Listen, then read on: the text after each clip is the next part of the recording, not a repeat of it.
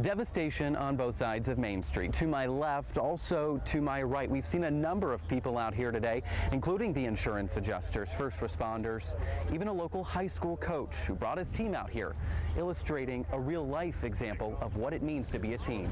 Danny. No, it's not. Grab a hand. Let's get it.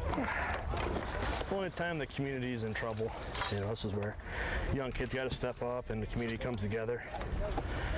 This is the place we live. These are the piles of debris that sit behind destroyed homes. We've got neighbors and volunteers combing the woods for any salvageable memories that were tossed back there by winds estimated at 165 miles an hour. We found letters, even a doorknob ripped right off of a door, just illustrating the strength of this tornado. Reporting in Wood County, Harrison Hove, the Ohio News Network. Once upon a time, it's how all the old classics start. I've spent all my life in show business.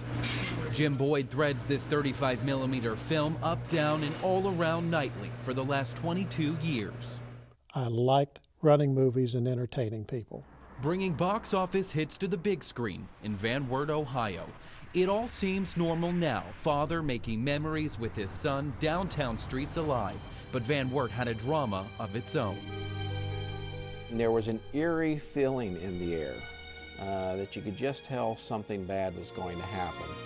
Requesting that you activate your tornado warning sirens at this time. I had had the sirens sounding for 26 minutes. There was a tornado on the ground headed this way. Get it off the ground. Get it off the ground. Oh, man. A whirling wall of wind and debris whittled away stories, progress, livelihoods in seconds. A large burst of fire. The tornado at that point had grown to a quarter-mile wide when it hit the city, and the damage was rated at the top of the F4 scale. And Jim Boyd's Van Wert Cinemas was right in the middle of it all.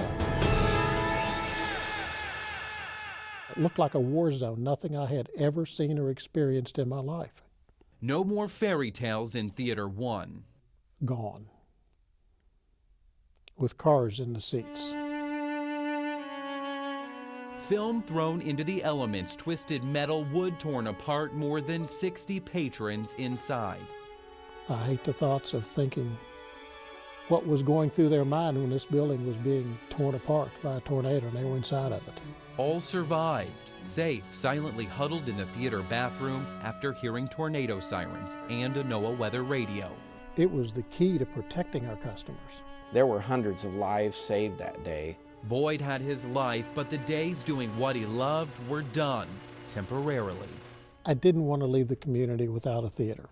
He worked to bring the fanfare back, popcorn, boxes of candy, and big-name stars. Inadequate insurance meant getting help from the Small Business Administration, making the rebuilding process a long one. I think I dealt with 8 different loan officers, each of which you had to bring up to speed as to what was going on.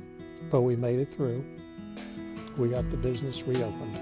And the people came back, filling these seats, allowing Boyd to spin the reels once again. 8 years removed from his story, he still brings Hollywood stories to the silver screen in small-town USA.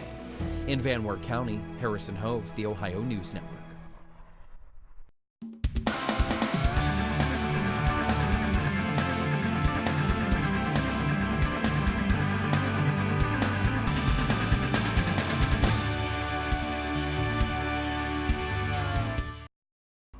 And these are some pictures of real-life examples where this has actually happened before. Now, you've prepared a little something for us to show us how this event can happen in everyday life. Yeah, exactly. What I'd like to do is take some dust and ignite the dust. And I'm telling you, when that dust gets blown through the fire, boom, it goes big. And it just gives you a small idea on a small scale how powerful this explosion can be, because you get it in those big grain elevators, it's lights out. It's bad news.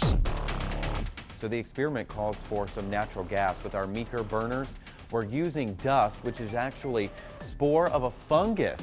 Cut the lights and just wait.